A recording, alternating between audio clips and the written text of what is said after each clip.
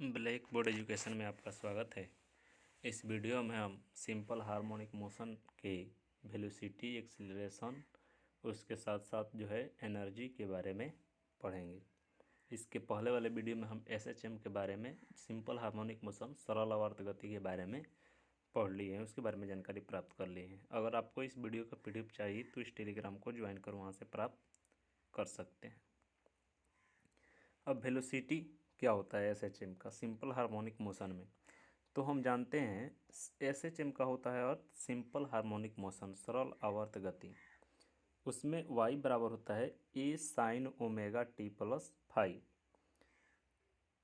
चूँकि इसमें y displacement है, ए एम्पलीट्यूड है और ओमेगा जो है एंगुलर वेलोसिटी, फाइव जो है फेज डिफरेंस है।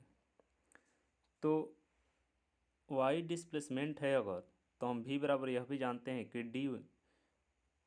डी वाई बटा डी टी, चूँकि वेलोसिटी बराबर होता है डिस्प्लेसमेंट बटा टाइम।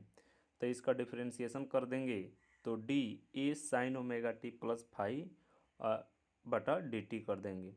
तो ए यहाँ पर कांस्टेंट है, ये को बाहर कर दिए हैं। साइन का करेंगे तो साइन का डिफरेंशिएशन कॉस होता है। ठीक है, इसको चेन रूल के हिसाब से बैठाया गया है कि थीटा जो होता है उसके सापेक्ष यहाँ पर नीचे लिख दिए है ओमेगा टी प्लस फाइव, फिर ओमेगा टी प्लस फाइव का अलग अलग डिफरेंशिएशन कर लेंगे तो साइन का हो जाएगा आपका डिफरेंशिएशन कॉस। तो cos omega T plus five into omega D omega बटा डी टी का हो जाएगा ओमेगा, और फाइव जो है कांस्टेंट यहाँ पर रहेगा इसलिए इसका हो जाएगा जीरो। जब गुना करेंगे तो हो जाएगा A omega cos omega T plus five, इतना आ जाएगा। अब इसको फिर से हम साइन के रूप में यदि चेंज करें तो कॉस को हम one minus sine square theta के रूप में लिख सकते हैं रूट अंदर, और फिर ए स्क्वायर से यदि गुना कर दे तो हो जाएगा A square minus A square sine square omega T, और इतना बराबर होता है वाई। इसलिए इसके जगह पर लिख दिया गया है वेलोसिटी बराबर हो जाएगा ओमेगा इंटू रूट अंदर ए स्क्वायर माइनस वाई स्क्वायर। तो ये हो गया आपका वेलोसिटी, इतना कहे या इतना भी कह सकते हैं, दोनों हो गया आपको एसएचएम का वेलोसिटी। अब इसके बाद इसका ग्राफ देख लेते हैं। तो सबसे पहले डिस्प्लेसमेंट का ग्राफ देखते हैं। तो डिस्प्लेसमेंट का ग्राफ, इसमें टाइम और डिस्प्लेसमेंट दोनों का ग्राफ यहाँ दिखाया गया है और यहाँ पर वैल्यू लिखा गया है। आप जानते हैं y बराबर होता है ए साइन ओमेगा टी, इसमें प्लस या माइनस फाइव जोड़ दिया जाता है। तो फाइव यदि जीरो हो तो लिख सकते हैं y बराबर ए साइन ओमेगा टी। अब ओमेगा बराबर होता है two pi by t, omega बराबर होता है थीटा बाई टी या टू पाई बाई टी, और टी का मान जीरो रखेंगे तो पूरा जीरो हो जाएगा, और साइन जीरो का मान होता है जीरो। फिर जो है यदि टी का मान टी बटा फोर रखते हैं तब हो जाता है y बराबर ए। उसी तरह से मान रखते जाएंगे, यदि टी बाई टू रखेंगे टी का मान यहाँ पर तो हो जाएगा आपका जीरो। फिर थ्री टी बाई फोर रखेंगे तो हो जाएगा माइनस ए, और इस तरह से इसका ग्राफ बन जाएगा। चूँकि साइन का ग्राफ इस तरह से होता है तो इस तरह से इसका डिस्प्लेसमेंट का ग्राफ भी यह हो जाएगा। फिर उसी तरह से कॉस का यदि ग्राफ निकालेंगे तो वेलोसिटी और टाइम ग्राफ हो जाएगा आपको इतना, इस तरह से बढ़ता है। फिर एक्सिलरेशन प्राप्त करेंगे तो एक्सिलरेशन बराबर होता है, हम जानते हैं डी वी बटा डी टी। फिर से इसका डिफरेंशिएशन करेंगे, v का मान रख देंगे, चूँकि v का मान जानते हैं omega A cos omega T plus five आया था, या ओमेगा इंटू रूट अंदर ए स्क्वायर माइनस वाई स्क्वायर आया था। तो हम यह मान रखते हैं और t के सापेक्ष इसका डिफरेंशिएशन करते हैं। तो इसमें अब ओमेगा और एक कांस्टेंट हो जाएगा, बाहर निकल गया। कॉस का करेंगे डिफरेंशिएशन तो D cos omega T plus five बटा, फिर इतना चेन रूल के हिसाब से लिख दिए D omega T plus five into D omega T बटा टी प्लस डी फाइव बटा डी टी। फिर से यहाँ फाइव का जो डिफरेंशिएशन होगा जीरो होगा, इसका हो जाएगा ओमेगा, और इस तरह से निकलेगा तो हो जाएगा आपका कॉस का, फिर से करेंगे तो हो जाएगा कॉस का differentiation minus sine omega T plus five. Minus से गुना कर दिए तो हो गया minus omega square A sine omega T plus five, और A sine omega T plus five बराबर होता है वाई।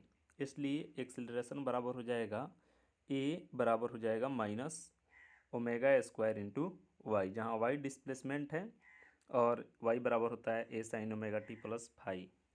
यहाँ प्लस या माइनस दोनों रह सकता है, फाइव फेज डिफरेंस होता है। अब इसका ग्राफ देख लेते हैं। तो एक्सीलरेशन का ग्राफ जो है इस तरह से हो जाएगा। ठीक है, यह याद करने के लिए दिए कि ओमेगा बराबर 2π/t या θ/t होता है। जब भी हम इसमें बनाएंगे तो ओमेगा का मान रख करके बनाएंगे 2π/t, और टी का मान 0, t/2, t/4 इस तरह से रख के तो फिर उसका ग्राफ खींचते हैं। इसके बाद आता है पोटेंशियल एनर्जी और काइनेटिक एनर्जी, दोनों को निकालेंगे। तो पोटेंशियल एनर्जी SHM, इसमें पोटेंशियल एनर्जी को जो स्थिति के कारण किसी वस्तु के पोजीशन के कारण जो एनर्जी उत्पन्न होता है उसी को हम लोग पोटेंशियल एनर्जी कहेंगे। तो पोटेंशियल एनर्जी निकालने के लिए DW निकालते हैं, वर्क निकालते हैं, वही एनर्जी जो होता है। तो DW बराबर होता है F×DS, या Y है तो यहाँ पर Y रहेगा। और यह भी जानते हैं कि फोर्स डायरेक्टली प्रोपोर्शनल होता है डिस्प्लेसमेंट के, स्प्रिंग फोर्स कहिए या SHM कहिए, इसमें जो विस्थापन होता है वह फोर्स के डायरेक्टली प्रोपोर्शनल होता है। तो उस फार्मूला से हम लिख सकते हैं F डायरेक्टली प्रोपोर्शनल Y, और जैसे ही यह हटेगा तो कोई ना कोई कांस्टेंट K आ जाता है। फिर यहाँ F का मान KY रख देंगे तो W बराबर हो जाएगा FK×dy।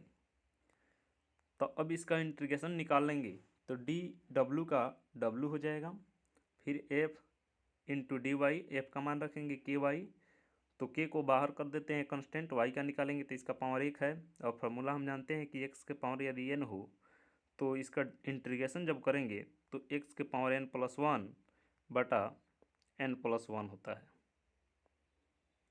तो यहाँ पर हो जाएगा y के पावर 2/2। तो इस तरह से हम लिख सकते हैं इसको 1/2 KY² बराबर k, y के जगह पर इतना लिख सकते हैं A² sin² ωt+φ। अब काइनेटिक एनर्जी, तो काइनेटिक एनर्जी का फार्मूला होता है 1/2 mv²। तो m मास है, v हम जानते हैं पहले से ω/A² -y² रूट अंदर होता है, तो इसका स्क्वायर कर देंगे। ठीक है, वेलोसिटी हम लोग इसके पहले ही निकाल लिए हैं, यहाँ पर ध्यान दीजिएगा, यहाँ पर वेलोसिटी निकाले हैं और वेलोसिटी का मान जो आया है ω/A² -y² आया है। इस मान को हमने रख दिया यहाँ पर। तो इसका मान जैसे ही हम रखेंगे यहाँ पर काइनेटिक एनर्जी में तो रूट हट जाएगा, बाकी सब इतना लिखा जाएगा। तो हो जाएगा m ω² A² -y², और A ω² बराबर होता है k। चूँकि अभी अभी आपको बताया है कि F बराबर होता है KY²। ठीक है, फोर्स जो होता है डिस्प्लेसमेंट KY होता है, और फिर देखिएगा यहाँ पर KY, F बराबर KY होता है और बराबर होता है MA।